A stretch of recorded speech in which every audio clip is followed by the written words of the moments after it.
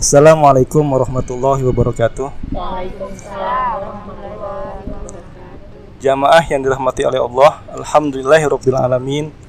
Assalatu wassalamu ala asrofil anbiya'i wal mursalin sayyidina wa maulana Muhammadin wa ala alihi wa sahbihi wa barik wa salim ajma'in. Allahumma sholli ala Muhammad wa ala alihi wa sahbihi wa barik wa salim ajma'in. Amma ba'd. Wa ya ibadallah, usikum wa nafsi bitaqwallah faqad fazal muttaqun. Jamaah yang dirahmati oleh Allah, alhamdulillah pada kesempatan kali ini Allah memberikan keluasaan kepada kami, kepada kita untuk bersilaturahim, terutama kepada tim Ruqyah TRC bagian kewanitaannya yang alhamdulillah bisa berhadir pada kesempatan kali ini. Salawat serta salam tercurah kepada panutan kita baginda Rasulullah sallallahu alaihi wasallam. Jamaah yang dirahmati oleh Allah, pada hari ini narasumber kita adalah narasumber yang sangat luar biasa bagi kita semuanya, yaitu tim Ruqyah yang pada kali ini semuanya adalah wanita gitu. Siapa mereka? Insya Allah nanti mereka akan memperkenalkan diri, dan selanjutnya nanti kita akan coba banyak berdialog terhadap atau kepada mereka terhadap apa-apa yang selama ini mereka lakukan untuk terapi Ruqyah di Samarinda wabil khusus. Assalamualaikum warahmatullahi wabarakatuh. Ustazah, apa kabar semuanya nih? Alhamdulillahirabbil alamin. Pada seragam semua nih Ustazah nih, luar biasa, biar kompak ya. Iya, alhamdulillah. Jamaah, tim Ruqyah ini dikomandani atau diketuai oleh Ustazah Mira, yang insya Allah nanti Ustazah Mira akan memperkenalkan diri dan memperkenalkan tim beliau. Silahkan Ustazah Mira, diperkenalkan dulu. Pegang asisten. Ya. Bismillahirrahmanirrahim. Assalamualaikum warahmatullahi wabarakatuh. Assalamualaikum warahmatullahi wabarakatuh. Alhamdulillah kami di sini bisa berkumpul ya, Ustadz, di dalam ya, Bu, acara ini ya. Insya Allah dari tim Ruqyah Ahwat ini insya Allah berjumlah 16 orang. Subhanallah, banyak Ya, betul saya. Alhamdulillah. Dengan berbagai perbedaan. Maksudnya begini, ada yang dia bisanya ini, ada yang dia keahliannya ini. Tetap gitu. kita masukkan di situ gitu ya. Ya, Tidak ada di dalamnya sesuatu kekurangan di dalamnya. Yang kami cari adalah kelebihan dari masing-masing Betul, ya. teman-teman, insya Allah. Kalau misalnya mereka bisa mengaji, maka diusahakan mereka nanti mengajari teman-teman yang belum bisa mengaji. Itu insya Allah seperti itu. Ya. Artinya kami saling melengkapi, saling berbagi. Jika ada yang nggak bisa, ada yang melengkapi gitu ya, insya Allah seperti itu. Kemudian tim kami ini kebanyakan sih ibu rumah tangga sebenarnya kayaknya ya. Ibu rumah tangga ya, ibu rumah tangga. Jadi kami lebih leluasa untuk bisa bergerak. Kalau misalnya mereka yang bekerja itu ya kami memaklumi, artinya yang ibu rumah tangga inilah yang melengkapi gitu, insya Allah seperti itu. Artinya tidak ada di dalamnya misalnya saling kalau dia bekerja harus dipaksakan, ayo cepat kamu kerja ini gitu, enggak seperti itu. Ya, jadi saling melengkapi Ustazah ya. Iya, Saling iya. melengkapi, alhamdulillah. Jadi ada 16 orang, tapi sekarang yang hadir cuma beberapa orang aja nih, Ustazah. Ketidakhadiran mereka ini adalah salah satunya ada yang sedang hamil, alhamdulillah.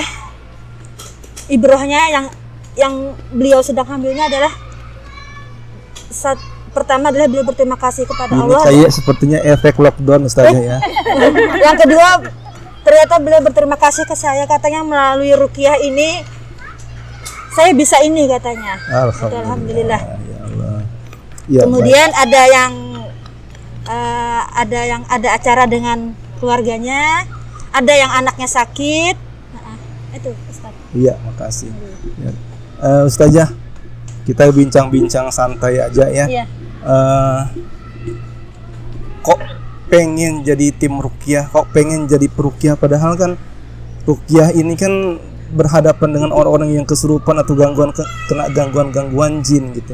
Kok berani saja? Gimana tuh?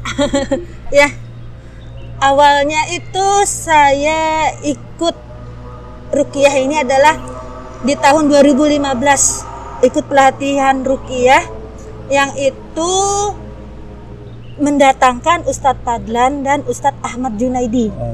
2015 ya. Iya. Itu pelatihan dasar waktu itu. Saya bersama-sama Bu Tati, Ustadz. Ini teman satu perjuangan yang dari awal dengan saya. Iya. Ya, alhamdulillah beliau bertahan dengan saya dengan kelakuan saya yang gimana gitu, masya Allah. Di tahun 2015 saya ikut pelatihan itu yang mengajak yang melalui perantaran suami saya. Siapa Bu? Adi Muhammadin. Oh, Pak Adi Muhammadin. Iya. Jadi beliau yang ngajak, gimana mau ikut juga kah katanya gitu. Ya. Ketika setelah mengikuti pelatihan tersebut, apa langsung cari pasien kira-kira siapa nih yang bisa saya ruqyah nih atau gimana? Iya, langsung turun ya. Tanpa ada yang membimbing. Oh gitu. Jadi gemetaran juga ketika meruqyah orang pertama kali gitu. Benar. Ya. Pertama awal saya meruqyah itu adalah macam-macam efeknya. Kadang setelah habis ruqyah itu badan saya sakitan. Oh gitu. Karena pasiennya tadi ngamuk atau gimana? Iya, karena waktu itu saya belum memahami bagaimana trik mengatasi pasien yang mengamuk ini. Saya langsung membacakan aja tanpa mengetahui bagaimana, apakah dia ada masalah atau gimana. Saya bacakan. Iya. Ya, gimana kalau orang tiba-tiba kaget langsung kita ini kan langsung ngamuk gitu, seperti itu. Seperti itu ya. Kira-kira dari 2015 sampai sekarang ini Ustazah, apa nih yang kasus-kasus terbanyak yang ditangani seperti itu? Kasus yang terbanyak itu ini Ustazah khusus untuk wanita ya? Iya. Khusus untuk wanita ya, yang ditangani untuk khusus wanita ya. Silakan Ustazah. Laki-laki maksudnya gimana? Saya bertanya, ini khusus untuk wanita ya, menangani pasien-pasien wanita gitu ya. Sihir, waktu pertama kali saya meruqyah, pertama kali saya mendapatkan kasus sihir di 2017. Dan sihir itu dilakukan oleh suaminya sendiri, sihir santet. Oh gitu.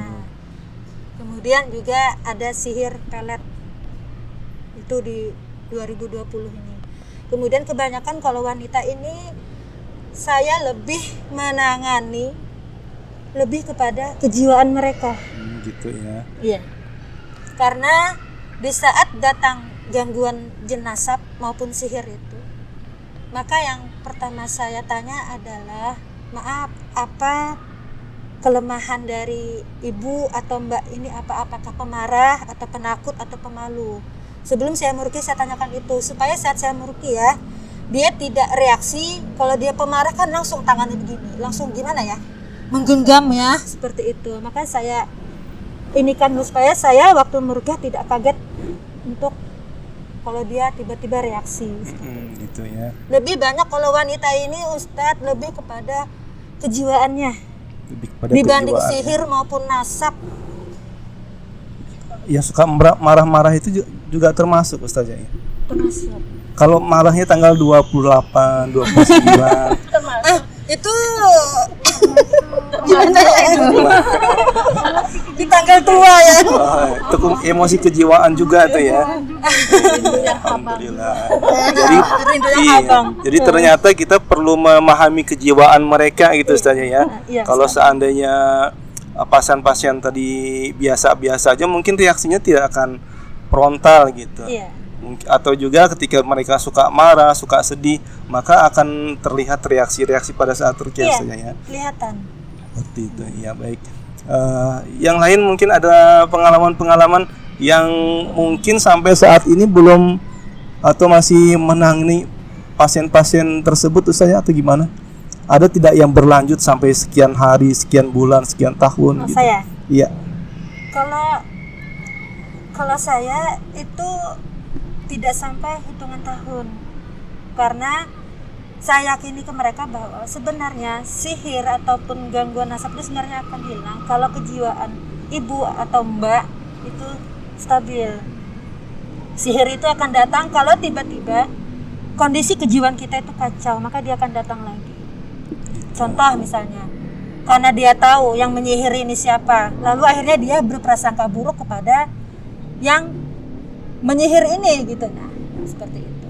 Iya, padahal ketika ketika ada terjadi dialog antara kita dengan orang yang kesurupan, dalam hal ini dikuasai oleh bangsa jin, perkataan bangsa jin itu tidak boleh kita Yakin. percayai 100% gitu ya. Iya. Karena jamaah, ketika ada orang yang kita diruqyah lalu dia menyatakan saya disantet ini, saya disuruh ini, perkataan itu tidak bisa kita percayai 100%. Kenapa? Karena biasanya bangsa jin itu hanya ingin memfitnah, ingin menjadikan kita manusia ini berkelahi atau berselisih paham terhadap orang yang disebutkan tadi gitu. Sehingga apapun yang dikatakan oleh orang-orang yang kita ruqyah, terus dia menyebutkan nama, tidak boleh kita percayai 100%. Ya Ustazah ya? Iya. Seperti itu. Jadi pengalaman saya selama saya meruqyah itu, yang mereka yang terkena ini, mereka saat bereaksi itu mereka sadar, mereka ngomong sendiri. Misalnya, siapa yang menyihirkan, ya masalah jin ini. Jadi dia menjawab itu, si pasien ini sadar juga. Jadi bukan dari saya yang mengatakan bahwa si A ini yang menyihir. Jadi dari dia sendiri. Iya, betul. Bukan saya yang langsung mengorek kamu disihir oleh si B. Ya. Iya. Saja kalau meruqyah orang itu sendirian atau ditemani oleh tim atau beberapa orang atau full tim, gimana tuh? Kalau misalnya mereka privat, itu mereka biasa datang ke rumah saya. Kalau misalnya mereka lebih sering saya di rumah meruqyahnya, itu saya sendiri. Ada ruang khusus di atas, ya di kamar atas itu saya sendiri menangani. Biarpun kayak apa reaksinya, saya menangani sendiri. Insya Allah, Allah yang memudahkan ini semua. Kemudian kalau misalnya ada kasus mereka yang ingin diruqyah, misalnya kita yang harus datang ke rumahnya, misalnya ruqyah rumah, otomatis saya tidak mungkin sendiri karena nanti di situ membacakan Al-Baqarah, Ustaz. Nah, jadi saya membawa tim, mengajak tim, siapa yang bisa untuk ini kita meruqyah rumah. Terus surah Al-Baqarah itu ayatnya itu kami bagi. Misalnya saya membawa 4 orang, maka 4 orang itu dibagi ayatnya per berapa. Seperti gitu. itu Ustaz. Dan juga kalau misal saya nggak bisa naik motor Ustaz. Nah, jadi saya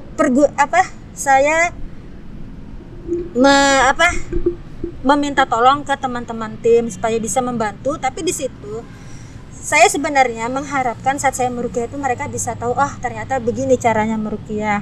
Karena pengalaman saya waktu saya meruqyah juga, pengalaman saya ada di lapangan, bukan diajari dengan ini itu, tapi pasien saya lah yang mengajari saya dengan pengalaman ini. Rata-rata masih di Samarinda Ustazah yang pasien yang diruqyah tersebut ya? Ada yang dari Kota Bangun pernah datang ke sini. Gitu. Ada yang pernah yang dari Kubar, itu karena tidak memungkinkan, jadi dia online. Iya. Gimana tuh kalau online, gimana tuh? Kalau online sempat mau online waktu itu Ustadz, tapi karena jaringan ini dia di Kubar. Oh gitu. Jadi akhirnya telepon berapa lama itu, tapi saya suruh dia ada pendampingnya. Iya betul. Karena bahaya juga misalnya Iya, ketika kita meruqyah secara via online ataupun dari telepon, sementara di sana tidak ada yang menemani, maka ketika dia bereaksi kita nggak tahu tuh dia bereaksi mau makan atau gimana gitu ya jamaah ya. Jadi kalau mau via online insya Allah bisa jamaah, asal ditemani oleh orang yang mungkin orang rumah, mungkin suami kah atau kakak atau saudara, terserah, yang penting ada yang menemani gitu. Ustazah, dari sekian banyak ini yang sering meruqyah lagi siapa selain Ustazah? Masya Allah banyak Ustadz, banyak. ini teman-teman di sini, Gimana? salah semuanya mereka punya pengalaman. Saya pengen dengar pengalaman dari mereka. Oke, silakan Ustaz tunjuk aja ini, salah sudah ada nama-namanya. Nama-namanya dibuka. Silakan. Ya sering meruqyah aja. Ya Sering meruqyah siapa nih? Di atas dulu, dari atas. Semuanya Ustaz, boleh nggak Ustaz semuanya ya? Boleh. Karena mereka semua Iya. punya pengalaman masing-masing. Iya, silakan. Kita sharing ke jamaah. Jamaah, sekarang kita akan mendengarkan pengalaman dari yang lain terhadap ruqyah yang mereka lakukan. Silakan saja. Assalamualaikum warahmatullahi wabarakatuh. Assalamualaikum warahmatullahi wabarakatuh. Nama saya Enda. Saya gabung di TRC ini dari 2017. Pengalaman saya tentang ruqyah mungkin sedikit ya Ustadz, baru 2 kali. Alhamdulillah. Baru 2 kali ruqyah, itu Iya. pun pas waktu saya pulang ke kampung halaman saya Emang dari mana Ibu? dari Bandung. Oh, dari Bandung Bu, ya. Iya. Jadi saya belum pernah meruqyah di sini di Samarinda sendiri. Oh, gitu. Kalau di Bandung itu 2 kali, itu juga secara kebetulan. Pas kebetulan saya lagi masak di dapur, tiba-tiba terdengar teriakan Ade di ruang tengah, kayak histeris gitu. Jadi saya otomatis ya mungkin pada saat waktu itu kan posisinya lagi masak ya Ustadz ya. Jadi nggak sempat wudhu dulu mungkin ya. Tapi saya niatkan dalam hati, minta petunjuk sama Allah, semoga apa ilmu yang saya dapat dari ruqyah syariah ini bisa diterapkan untuk istilahnya menolong adik saya. Iya, Bu. Jadi saya niatkan aja tanpa berwudu dulu, karena kan tiba-tiba cuman adik saya sendirian di rumah itu sama saya. Jadi pada saat itu saya ruqyah lah sebisa mungkin dengan ayat yang saya bisa, mungkin dengan niat yang betul-betul saya niatkan untuk agar adik saya bisa saya ruqyah gitu.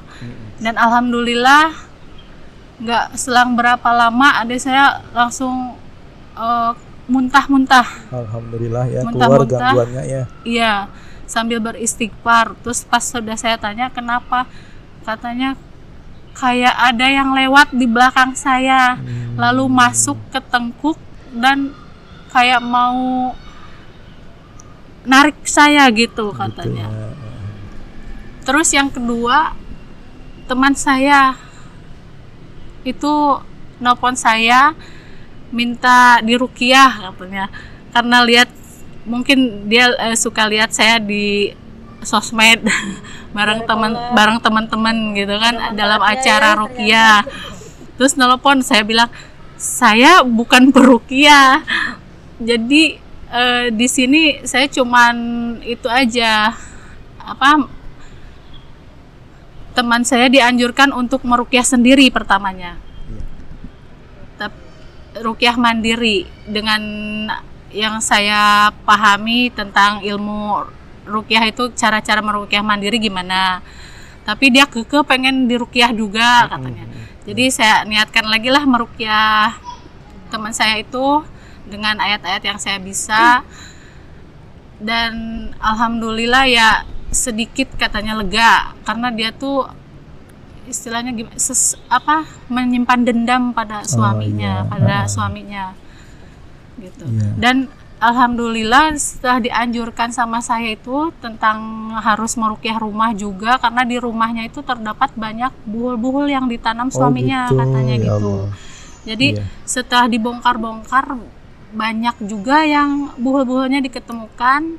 Setelah dibakar badannya dia tuh kayak gemetar, nggak karuan gitu, kayak mau siup, kayak mau pingsan. Tapi saya anjurkan ke teman saya itu untuk terus baca Al-Baqarah untuk meruqyah rumah sampai keadaan menjadi tenang dan dirinya itu menjadi nyaman gitu. Dan alhamdulillah sekarang teman saya itu nggak ada gangguan lagi, sehat gitu ya. Sudah sehat, dan rumahnya pun kayak asri lagi, nyaman lagi, enak lagi ya. Begitu aja Ustaz, mungkin makasih pengalaman atas dari saya. berbaginya ya. Mudah-mudahan bisa bermanfaat gitu untuk yang lain gitu. Dan juga bagi yang jamaah yang memang ada gangguan khususnya untuk wanita, ini kami sudah punya tim ruqyah wanita. Ya, tinggal ditunjuk mau yang mana gitu. Karena biasanya gini Ustazah, ada yang minta diruqyah itu tiba-tiba datang ke rumah secara langsung gitu. Sementara saya pribadi mungkin kadang-kadang pada saat itu tidak siap untuk menterapi, sehingga terapi ruqyah pada saat itu mungkin tidak maksimal untuk dilaksanakan.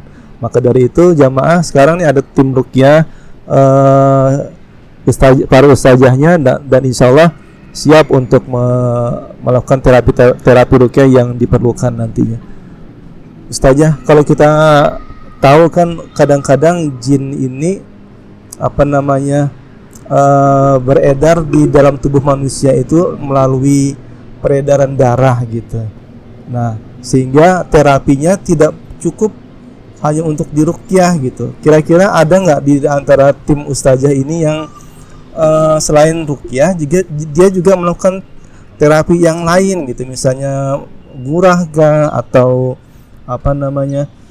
bekam ataupun yang lainnya gitu. Ada nggak yang beliau bisa mengkombinasikan antara ruqyah dengan terapi yang lain? Ya, insya Allah ada Ustaz. Insya Allah di sini lengkap ya. Lengkap semoga gitu ya. Amin. Lengkap ya insya Allah, karena kami ini adalah saling melengkapi. Oh gitu. Iya. Insya Allah ada di sini yang beliau mengkombinasikan antara bekam dan ruqyah itu gitu. Bekam dan ruqyah ya. Iya. Karena memang kata Rasulullah sendiri kan bangsa jin itu berada dalam tubuh manusia melalui peredaran darah gitu. Sehingga memang perlu dikeluarkan darah-darah kotor yang ada dalam tubuh kita gitu. Siapa tuh saja?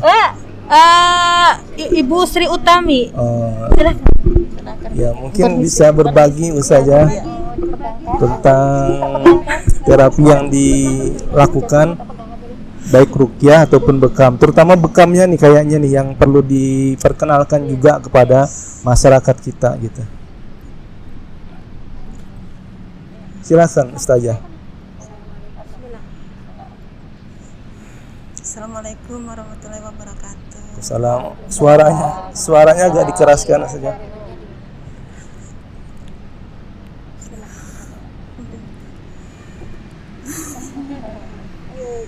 Ustazah tidak usah malu-malu Ustazah.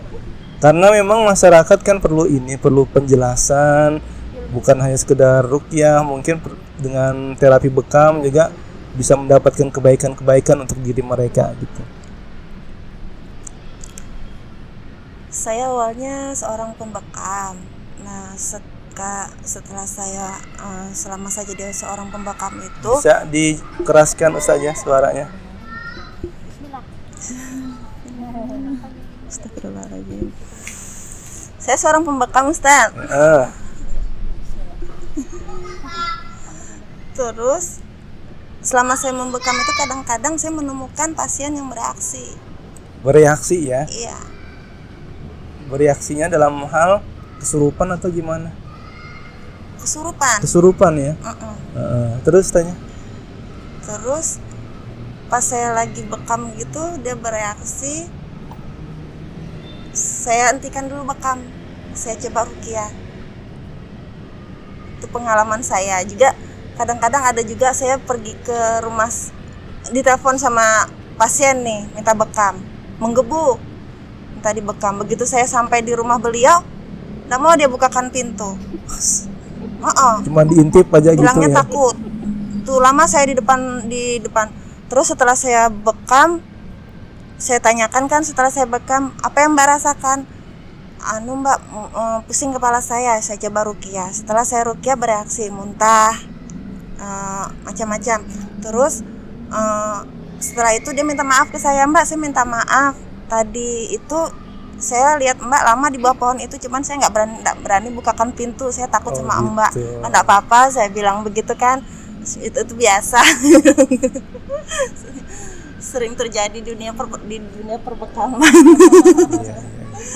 Jadi pada saat mau bekam orang tadi bereaksi, jadi bekamnya ditunda dulu gitu ya. Iya. Diruqyah dulu gitu ya. Ada tidak Ustazah ketika membekam, pada saat membekam pas alat-alat bekam itu udah ditaruh di apa namanya di tubuh sang pasien tadi, terus tiba-tiba mereka bereaksi, ada nggak seperti itu? Pernah, alhamdulillah Nggak tidak ada pernah. ya. Kalau ada Ustaz ya, tidak usah takut, tidak usah ragu, tambah aja tuh di apa namanya kopnya itu ditambah kencang lagi gitu. Biar semakin. Pengalaman. Ya baik. Ada lagi Ustaz ya yang mau Ustaz, disampaikan Sudah, sebagai sharing bagi kita? Sudah kita. Nggak ada ya. Terima kasih. Ada nggak yang lain yang bisa menambahkan cerita-cerita atau pengalaman pribadi terhadap ruqyah? Assalamualaikum warahmatullahi wabarakatuh. Assalamualaikum warahmatullahi wabarakatuh. Nama saya Era. Kebetulan saya diamanai untuk mengasuh sebuah rumah tahfiz di Samarinda. Nah, ini saya sudah 2 tahun mengajarkan Ustadz tahfiz dan tahsin. Pengalaman mengajar ini, jadi saya banyak gangguan Ustadz. Sepertinya mereka tuh tidak suka kita tuh mengaji gitu. Jadi santri itu hampir Gangguan terhadap diri pribadi atau gangguan santri? terhadap santri-santri. Santri, jadi ya. akhirnya santri-santri itu pada tidak turun lagi Ustadz. Oh gitu. Iya, jadi ada yang dilihatin, ada yang katanya lemarinya buka tutup, terus jendela apa, ada orang di bawah jemuran, pokoknya beberapa santri tuh hampir semuanya tuh kayak diganggu. Akhirnya waktu itu kan kami memutuskan pindah tempat, yaitu ke Juanda. Nah itu memang tidak begitu terlalu sering gangguannya Ustadz. Cuman ini terakhir ini ada yang ini apa namanya bereaksi itu sampai 4 hari berturut-turut Ustadz. Masya Allah. Nah saya tanya-tanya kepada anaknya itu masih ini kan katanya memang dia ada jin nasab Ustadz. Nah kayaknya tuh dia tuh iya, kuat iya. pengaruhnya jin nasabnya Iya, itu. iya. Sehingga pas ketika saya ruqyah itu jinnya itu seperti menyerang balik. Jadi waktu itu saya tidak bisa napas, seperti kayak sudah mau meninggal Ustadz. Masya Allah. Padahal seumur hidup saya baru ini merasakan memang meruqyah, cuman tidak tahu rasanya orang kemasukan tuh kayak apa. Waktu itu saya mikirnya saya ini mau dekatkah waktunya atau apa ini corona kah? Jadi tidak bisa mengajar tiba-tiba Ustadz. Iya, Jadi iya, waktu ngajar ngaji itu sudah sesak napas, habis itu tangan gemeteran. Langsung saya minta istirahat dulu, digantikan anak saya kan mengajar. Nah habis itu saya baca-bacakan doa ruqyah pribadi itu Ustadz, baca-bacakan Al-Fatihah itu, terus saya minumkan air ruqyah. Nah agak kayak mual gitu. Tapi saya ini kayak aneh juga, karena yang waktu itu ada santri yang istilahnya sudah senior kan, saya suruh juga bantu saya ruqyah Ustadz. Dia mengalami yang sama. Jadi bukan karena saya sakit kah apa, ya berarti saya menganggapnya ini berarti serangan balik lah istilahnya gitu. Cuman alhamdulillah kita tidak takut Ustadz, karena tipu daya mereka itu sangat lemah sebenarnya. Betul. Jadi kita rutinkan baca Al-Baqarah itu setiap malam Ustadz, berniatkan untuk meruqyah ini rumah tahfiznya kita, habis itu anak-anak semuanya, dan dibacakan ke air, dan sampai sekarang tuh air galon minum anak-anak santri itu air ruqyah Ustaz. Alhamdulillah gitu ya. Karena kami untuk menjaga-jaga. Juga tak lupa al-maksurat tuh pagi dan petang Ustaz, untuk menjaga-jaga. Semprot-semprot air ke seluruh rumah juga kita lakukan. Alhamdulillah. Jadi 4 hari itu memang serangan kita gencar Ustaz, sampai saya ini badan tuh sakit semua, kayak jalan tuh saya kayak mau roboh Ustaz. Gitu. Sampai suami tuh takut, kenapa kan ini, apa corona kan, pokoknya bingung. Saya enggak pernah seumur hidup kayak gitu. Sudah Ustaz. di swab Bu? Sudah di swab? Belum. Karena Tapi tiba-tiba waktu saya bukan ini kan ya? Iya bukan, sudah minum air ruqyah itu. Jadi pas isya itu berhenti sudah gangguannya Ustadz. Hilang semua, jadi napas sudah lega. Nah berarti terus saya mikirnya ini berarti ini sudah gangguan serangan balik. Itu saja Ustadz. Saya punya pengalamannya itu dari teman sendiri gitu. Dia mengelola rumah tahfidz juga gitu di kota Aceh lah. Ketika beliau menerima santri-santri baru, memang syarat yang beliau ajukan itu adalah bersedia untuk diruqyah terlebih dahulu gitu. Kenapa? Karena yang datang ke rumah tahfidz ini kan berbagai macam dari keluarga-keluarga yang ada di lingkungan mereka gitu. Kita nggak tahu si A dari keluarga apakah ahli ibadah atau enggak, terus si B ini termasuk yang ahli ibadah atau enggak gitu kan ya. Sehingga beliau berinisiatif, kewajiban bagi santri-santri mereka itu adalah ruqyah untuk pertama kalinya ketika mereka akan menjadi santri di sana gitu. Dan memang ketika beliau melaksanakan ruqyah tersebut, memang ada yang bereaksi gitu. Ada yang bereaksi. Nah, ketika bereaksi disitulah beliau menangani yang santri yang bereaksi tersebut, sehingga harapan beliau adalah ketika sudah tidak ada lagi yang mengganggu, maka pembelajaran di rumah tahfidz atau di pondok tersebut tidak mengganggu yang lainnya, seperti itu. Begitu juga pengalaman dari orang-orang yang kami ruqyah ketika menempati suatu bangunan yang bangunan tersebut bukan milik pribadinya, maka memang hendaknya diruqyah terlebih dahulu atau dicari, siapa tahu ada tersimpan buhul-buhul di dalamnya gitu. Buhul-buhul tersebut mungkin bukan buhul-buhul untuk sihir, tapi mungkin dijadikan oleh orang-orang yang terdahulu itu untuk penjagaan, seperti tulisan-tulisan Arab yang di atas pintu, di atas jendela, seperti itu. Ini sekedar berbagi untuk kita semua gitu, seperti itu ya. Ada lagi yang mau di-sharekan untuk berbagi? Assalamualaikum warahmatullahi wabarakatuh. Assalamualaikum warahmatullahi wabarakatuh. Jadi begini, perkenalkan dulu, nama saya Tika. Sudah bergabung di tim ini sampai sama tahun ini kurang lebih 2 tahun. Pengalaman mungkin belum banyak seperti teman-teman yang lain, tapi di sini saya membagi pengalaman mengenai salah satu anggota keluarga saya, di mana beliau ini seorang laki-laki lah ya, saya tidak menyebutkan namanya. Sering sakit-sakitan dan juga sering ke dokter.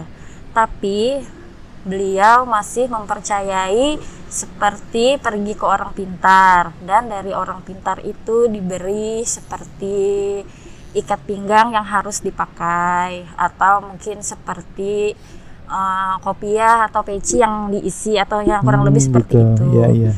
Makin kesini beliau makin sakit, tapi karena saya mengetahui ilmu ruqyah semenjak di sini, jadi saya menyarankan beliau untuk tidak menggunakan yang sudah diberi oleh orang-orang pintar itu, tapi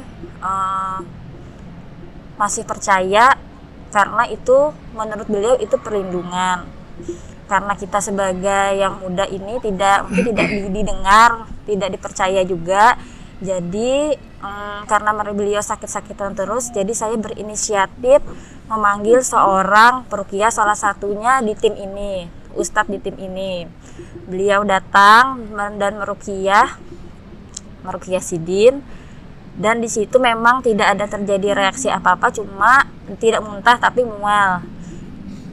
Dari sedikit penjelasan bahwa itu adalah tipu daya, salah satu tipu daya, dan juga itu termasuk perbuatan yang menduakan Allah. Iya, betul. Dan juga setiap malam Jumat Sidin itu sering memasang seperti menyediakan hidangan seperti sesajen, seperti buah-buahan, kopi dan sebagainya. Itu menurut beliau untuk datu-datu mereka yang menyukai makanan itu, seperti ayam. Kira-kira banyak nggak biasa disediakan itu, Bu? Semeja, Ustadz. Semeja ya. Semeja. Jadi lengkap, nasi juga ada, teh, kopi, susu, itu buah-buahan yang menurut konon katanya datu mereka itu suka itu. Jadi saya pernah bertanya, kenapa kita bikin ini gitu? Iya. Dari dulu, maksudnya dari kamu ini belum lahir, kita ini sebagai orang tua sudah menyediakan ini buat datu-datu kalian. Walaupun mereka sudah meninggal, mereka suka hidangan ini. Iya. Seperti itu.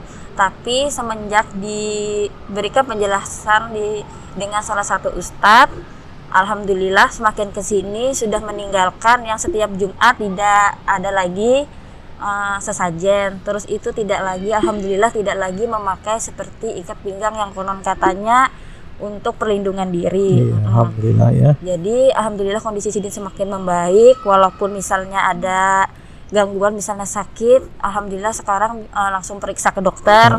Seperti itu Ustadz pengalaman saya. Inilah pentingnya ruqyah gitu, Bu ya. sehingga ruqyah ini kita jadikan sebagai lahan dakwah bagi kita dan kepada orang-orang yang ada di sekitar kita gitu. Saya jadi teringat ketika saya memulai ruqyah dan sebelum ruqyah. Kalau sebelum ruqyah itu kan ketika kita berceramah tentang kemurnian akidah, bahaya kemusyrikan, bahaya memakai jimat ataupun yang lain, kadang-kadang masyarakat itu tidak serta-merta langsung menyerahkan jimat-jimat, benda-benda keramat mereka gitu. Tapi dengan jalan dakwah melalui ruqyah ini, alhamdulillah masyarakat itu langsung tersadarkan. Kadang-kadang spontan mereka mencoba mencari jimat-jimat, mencari benda-benda keramat yang mereka miliki untuk diserahkan kepada kami, lalu untuk dimusnahkan gitu. Dan mereka berlepas diri dari hal-hal yang seperti itu semuanya. Dan inilah yang kita inginkan gitu. Karena Rasulullah sendiri pernah menyatakan, barang siapa yang mendapatkan hidayah lantaran kamu, maka itu lebih baik daripada onta merah. Kalau onta merah pada saat di masa Rasulullah itu adalah kendaraan yang paling mahal, bahkan lebih baik daripada dunia dan seisinya, mungkin seperti itu. Artinya ketika orang tadi mendapatkan hidayah dari Allah lantaran dakwah kita pun mendapatkan kebaikan-kebaikan juga seperti itu. Jadi jangan berhenti untuk berdakwah, jangan berhenti untuk meruqyah, jangan berhenti untuk membekam, atau jangan berhenti untuk melakukan tibun nabawi, pengobatan-pengobatan yang disyariatkan dalam Islam seperti itu. Ya, jadi tetap melakukan dakwah kepada siapapun gitu. Ada lagi yang lain yang mau menambahkan? Silakan.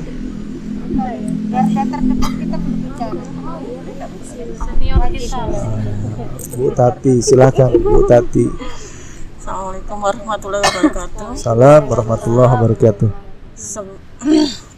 Sebenarnya kalau apa yang saya ingin sampaikan itu, nama saya Tati. Saya mulai mengenal ruqyah yang syar'i itu karena saya bermasalah dari diri saya sendiri gitu kan. Berawal dari diri saya sendiri, karena saya ini udah nggak benar gitu jalan saya itu. Nah, saya ingin, ya Allah, mohon petunjukmu, jalan yang lurus, itu aja. Itu aja. Dari situ alhamdulillah dengan keinginan saya seperti itu semakin banyak juga cobaan-cobaannya gitu. Alhamdulillah semakin kesini semakin tenang, semakin enak, semakin bersyukur lah rasanya itu. Alhamdulillah Bu dan dan pernah menterapi orang Bu? Pernah menterapi orang lain? Kebetulan saya hanya ikut ustazah, kan di sini ada taklim kita Pak. Gitu. Nah ya Ustaz, taklim kita kan setiap pekan. Nah yang di Al Isla itu Pak. Gitu. Nah karena corona ini jadi kami ya baru taklim online kali ya. Belum ya Ustazah. Belum juga ya. Belum ini Pak.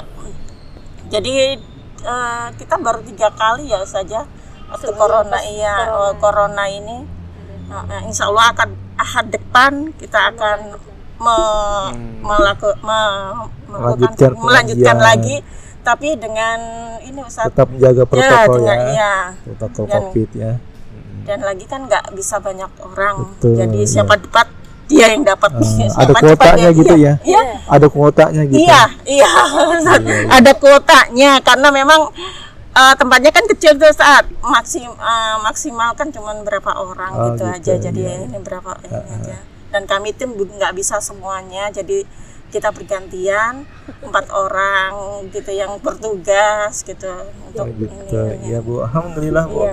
Dilakukan sebisa mungkin Bu ya, agar kita tetap mendapatkan ilmu-ilmu yang bermanfaat bagi kita gitu. Iya, karena dari ilmu taklim itu Ustadz kita bisa ruqyah mandiri.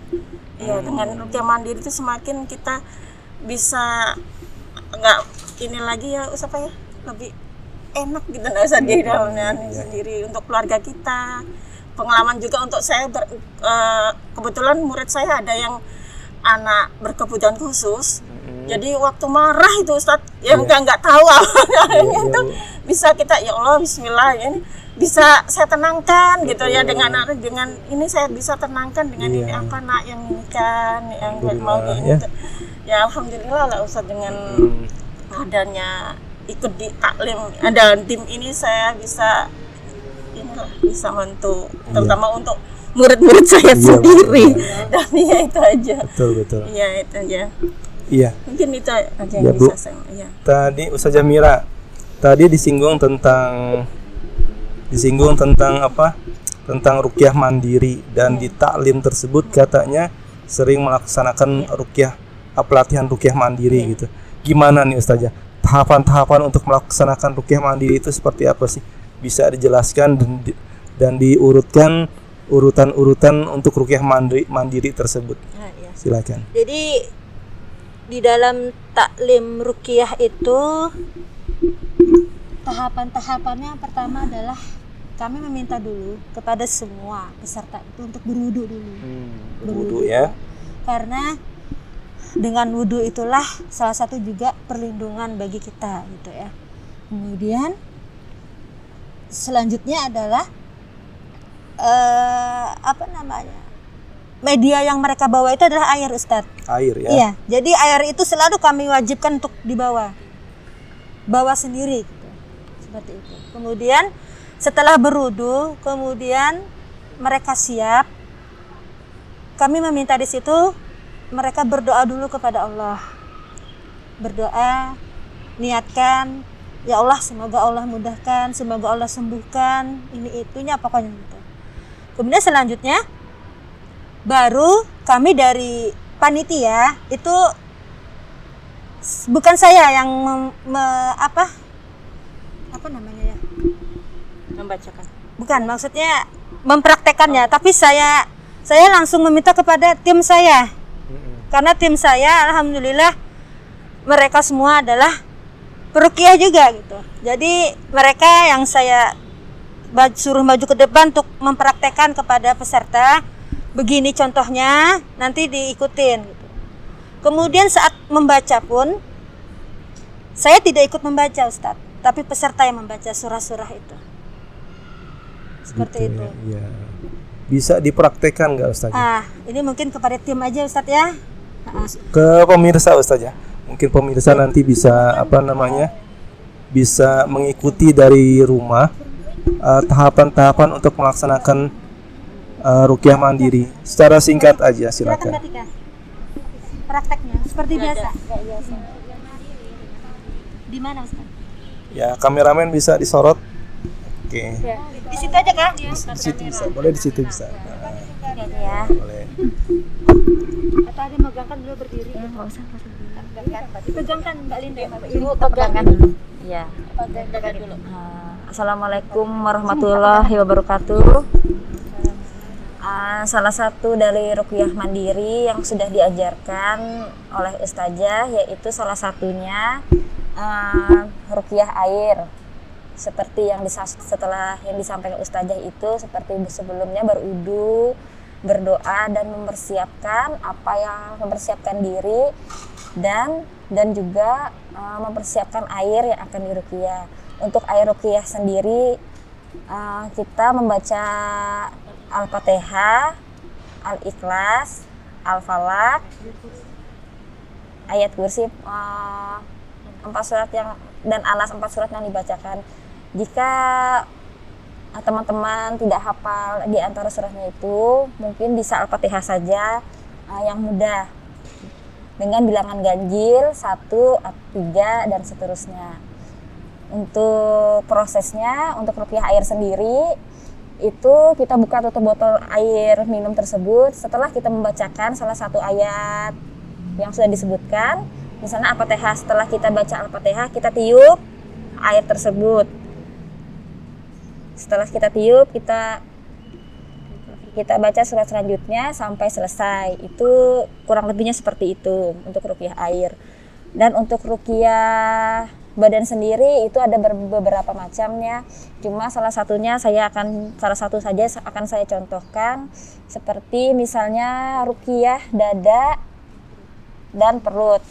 mungkin seperti pribadi saya sendiri ya, mungkin sering nyeri perut, mungkin sakit mah, atau mungkin di dalam dada ini sering merasa kesal atau apa, mungkin salah satunya dengan ruqyah ini bisa mengurangi apa yang terjadi di dalam diri saya sendiri dan juga teman-teman. Jadi di sini kita juga selain belajar juga sharing ilmu mengenai ruqyah mandiri. Jadi teman-teman semua untuk memulainya seperti yang tadi, berudu dan juga meniatkan dalam hati. Setelah itu kita pegang dada dan perut, yang nyamannya saja, yang mana yang mau tangan kanan atau tangan kiri boleh, yang mana ya. Setelah itu kita usap, kita putar di dada dan di perut. Dada dan perut kita putar sambil kita tekan ya. Kita baca surah seperti yang diajarkan. Kalau misalnya kita tidak hafal surah-surah yang Al-Fatihah atau Anas atau Al-Ikhlas, Al-Falaq, kita boleh baca Al-Fatihah saja. Terus kita usap sambil membaca. Setelah selesai kita tiup seperti ini. Sambil kita tarik Allahu Akbar, kita ucapkan takbir, kita tarik sampai dari perut ke dada, leher, sampai ke mulut. Seperti itu kita ulangin ayat selanjutnya. Jika terasa mual, pusing atau apa, atau misalkan ingin muntah atau mungkin mengeluarkan ludah atau apapun, itu sebaiknya jangan ditahan, kita keluarkan saja. Kurang lebih seperti itu untuk ruqyah mandiri. Untuk ruqyah yang selanjutnya mungkin dari teman-teman, kalau misalnya kita mengadakan taklim bisa bergabung bersama kami. Insya Allah waktunya nanti disesuaikan, bisa menghubungi salah satu kami di sini. Terima kasih, itu saja penjelasan dari saya, semoga bisa dipahami. Assalamualaikum warahmatullahi wabarakatuh. Ya, terima kasih Ustazah atas ininya, dan ternyata luar biasa gitu. Mungkin nanti akan ada liputan khusus gitu ya, liputan khusus untuk apa cara meruqyah diri sendiri gitu. Mungkin setengah jam atau seperempat jam minimal gitu untuk ini, agar nanti pemirsa yang dirahmati Allah bisa mempraktekkan ruqyah mandirinya seperti apa gitu. Mungkin nanti kita coba atur waktunya, di mana tempatnya, insya Allah kita akan atur lagi gitu. Terakhir Ustazah, ada yang mau disampaikan untuk statement penutup? Apa bisa satu orang dulu Ustaz? Oh, silakan. Siapa? Ada lagi yang pengen menyampaikan? Oh, silakan berbagi pengalaman ruqyahnya ya. Assalamualaikum warahmatullahi wabarakatuh. Assalamualaikum warahmatullahi wabarakatuh. Nama saya Linda. Saya bergabung di tim ruqyah ARSI ini kurang lebihnya 2 tahun. Kenapa saya bergabung di tim ARSI ini? Pertama kalinya saya memang pernah mengalami gangguan. Kemudian saya pernah diruqyah. Alhamdulillah sudah lebih baik setelah diruqyah itu. Kemudian selanjutnya kembali lagi saya mengalami gangguan tersebut, dan setelah saya cari tahu ternyata itu memang gangguannya dari jin nasab. Kemudian saya mau ruqyah itu saya bingung. Jin nasabnya apa tuh? Jin nasab itu karena dari kakek buyut saya. Kakek buyut ya, yang pernah melakukan persahabatan ya. Apa ya, buaya putih, buaya kuning, terus ada harimau, ada ular. Jadi saya bilang rame banget gitu ya. Kok kayak kebun binatang ya. Itu kok kayak kebun binatang nih. Dan itu semua ngikutnya di saya gitu. Kemudian alhamdulillahnya ketemu, waktu itu saya lihat di postingan Busam ada kalau nggak salah itu pengajian khusus untuk wanita, taklim gitu. Tertariklah saya di situ karena saya mau bersihkan kembali gitu. Saya ikut di situ tapi nggak bereaksinya itu cuma berupa pusing, mual, tapi nggak muntah-muntah. Iya. Udah itu selama semingguan saya pusing terus. Kemudian ada lagi taklimnya, saya ikutin lagi. Alhamdulillahnya muntah di selanjutnya. Kemudian saya ikut terus. Setelah itu saya tahu, kemudian pengalaman yang saya alami setelah saya ikut ruqyah itu, karena saya kerja di sebuah perusahaan swasta sebagai surveyor. Jadi saya datang ke rumah nasabah saya itu, tadinya udah janjian, udah deal jam 10 gitu. Jam 10 saya datang, mendadak nasabah saya ini nggak keluar-keluar. Saya di depan pintu aja kok nggak boleh masuk gitu. Dia bilang nanti dulu mbak gitu. Jadi sampai akhirnya si suaminya mengizinkan saya masuk. Waktu saya masuk ke rumahnya, baru duduk, mendadak lukisannya jatuh. Lukisannya tuh besar gitu, jatuh. Saya kaget. Saya pikir mungkin karena pakunya kurang kuat. Selanjutnya ada guci, di sebelah saya itu ada guci. Gucinya goyang, bergetar. Jadi saya, aduh apaan nih ya? Ya udah saya diam aja. Selanjutnya lagi ada guci kecil itu di dekat saya jatuh. Saya kenapa ini? Jadi saya agak-agak dibilang takut ya, nggak takut juga, cuman aneh. Terus nggak lama istrinya teriak-teriak. Tuh kenapa istrinya teriak-teriak gitu kan? Jadi saya datang, saya masuk ke ruangan tengah. Saya bilang, kenapa ini istrinya pak? Nggak tahu mbak. Kok mendadak begitu? Dia bilang. Istri saya ini malah biasanya dia yang ngobatin orang. Nah, jadi saya kaget, ngobatin apa pak ya? Saya nggak ngerti nih maksudnya. Ini istrinya bapak ini dokter. Saya pikir itu dokter. Ternyata dia bilang bukan, dia biasa ngobatin ya bahasanya orang pintar kalau ini paranormal. Oh gitu. Jadi ya udah saya coba yang saya tahu mengenai ilmu ruqyah yang saya dapat selama di taklim, saya coba terapkan. Ibunya bereaksi. Langsung duduk, langsung ngomong. Dan dia nyebutkan nama salah satu jin yang paling ditakutin di wilayah Kaltim gitu. Dia penyebutannya begitu. Dia ngajak ngobrol, tapi saya nggak mau percaya omongannya karena saya pikir jin itu sudah pasti dia lebih banyak bohongnya. Betul. Gitu. Dan dia nyebutkan kamu begini gini. Jadi udah saya nggak percaya. Tapi saya coba keluarkan dia dan itu akhirnya panjang sekitar 2 jam. Kok nggak selesai, nggak keluar malah gantian yang masuk gitu. Sampai akhirnya saya minta si suaminya ambilkan gelas, ambilkan air putih, saya coba bikinkan air ruqyah. Kemudian ibunya itu masih bereaksi, dipegangin sama anak-anaknya juga. Saya coba sapukan dari atas. Nah dari situ ibunya udah teriak-teriak, ya tendang-tendang juga. Alhamdulillah lama-lama udah mulai sadar dari situ. Tapi tuh barang-barangnya masih tetap bergerak di dalam. Akhirnya saya coba tanya sama si suaminya, Pak, apakah ibunya tuh mungkin bapak ada mungkin simpan kayak jimat atau apa gitu. Dia bilang ada. Dia bilang buat perlindungan di rumah supaya nggak diganggu orang gitu. Bapak naruhnya di mana aja? Disebutin. Dari depan pagar, depan pintu, di dalam guci, di dalam kamar, di atas, banyak banget ya saya bilang gitu. Jadi saya bilang, Pak kalau bisa itu nggak usah dipakai lagi karena nanti kasihan si ibunya. Karena kalau misalnya mungkin, karena beberapa kali yang saya dengar dari si bapak itu dia ngomong istrinya kalau diajak pengajian juga nggak mau gitu ya, gitu karena dia bilang kalau diajak ke pengajian dia langsung pusing, tak lama mual-mual muntah gitu. Itu sih. Terus yang pengalaman keduanya ini dengan teman kantor sendiri. Jadi dia 7 hari nggak tidur. Masya Allah. Jadi asal muasalnya dia pulang sekitar jam 10 malam itu melintasi pohon bambu. Di situ dia ngeliat ada perempuan cantik, dia bilang pakai baju putih, ngeliatin dia terus. Tante Kunti gitu ya. Kayaknya Mr. Kun gitu. Mrs. Kun gitu. Jadi pas dia mau tidur, dia ngerasa kayak ada si Mrs. Kun itu di belakangnya dia. Akhirnya dia nangis malam itu. Kemudian orang tuanya masuk ke kamarnya, dia diajakin ngobrol segala apa, nggak mau ngobrol segala apa, tapi dia nangis. Iya. Sampai besoknya kerja di hari Seninnya dia nggak tidur, nggak ngantuk. Dan itu selama seminggu. Sampai akhirnya headnya itu kebetulan ngomong sama saya, Mbak Lin, ini salah satu karyawan, dia ngeluh dia nggak bisa tidur, bisa tolong dibantu nggak dilihatkan? Kenapa? Kok dilihatkan Bu? Coba dibawa ke psikiater, saya bilang waktu itu begitu, coba dicek dulu.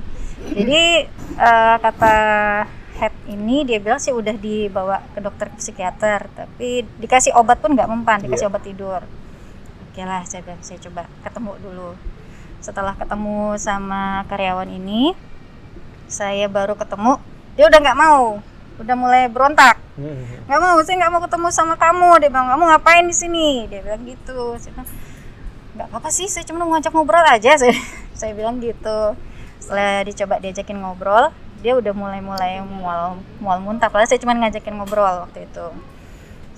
Sudah saya ajakin ngobrol, saya cari tahu dia permasalahannya dari si Mrs. Kun itu. Ya udah, saya bilang saya coba kita sama-sama ruqyah mandiri aja. Saya bilang, ini yang sakit di mana? Karena dia bilang kan pas habis ketemu sama saya itu dia udah mulai mual muntah, sakit kepalanya.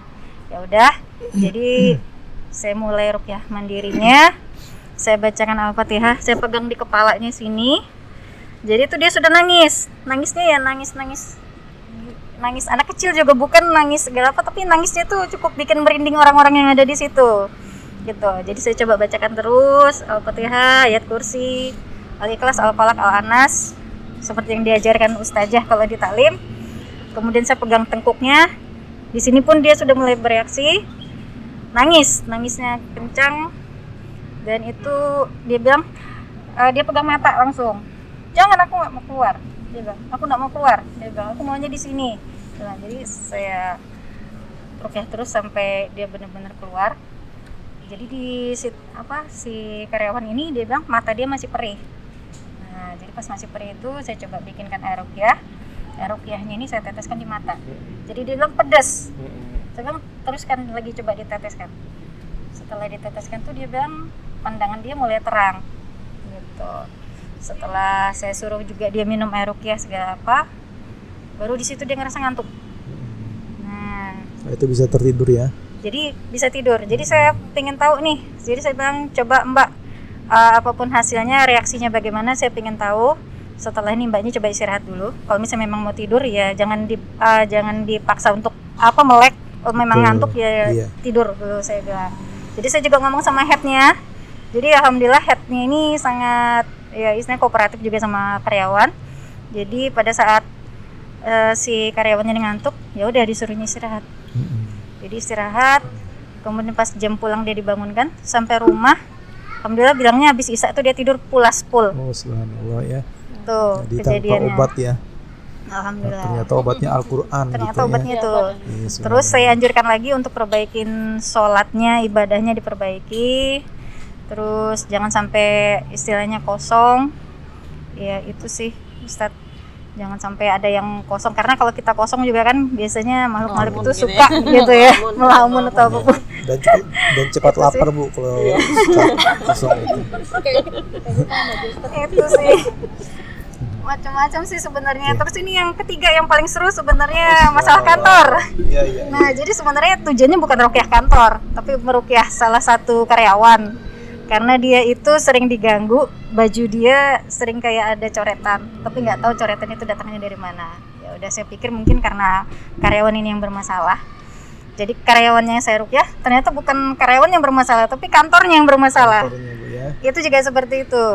Jadi mendadak komputer itu jatuh, pecah. Terus wirelessnya itu, yang wifi-nya juga itu juga jatuh. Gitu. Kemudian saya anjurkan sih untuk mereka semua yang ada di gedung itu paling nggak seminggu sekali ngadakan pengajian, baca Al-Baqarah, segala apa. Alhamdulillah sih sekarang sudah nggak ada lagi gangguan itu. Alhamdulillah. Inilah manfaat dari ruqyah Bu ya. Iya. Tanpa kita sadari banyak orang yang mendapatkan hidayah dari ruqyah, terapi ruqyah atau dakwah ruqyah ini. Baik, terima kasih atas semuanya ya. Terakhir Ustazah, ada statement closingnya dari Ustazah Mira mungkin. Saya secara pribadi menyadari bahwa ternyata dakwah melalui ruqyah syariah itu tidak mudah bagi mereka yang belum ada rasa keikhlasan untuk bergabung di sana.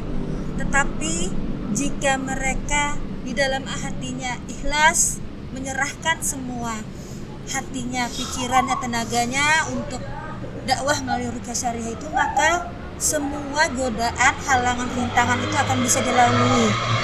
Sebagaimana saya secara pribadi di saat meruqyah pasien itu, maka saya niatkan bahwa saat saya meruqyah pasien saya, maka saya juga meruqyah diri saya.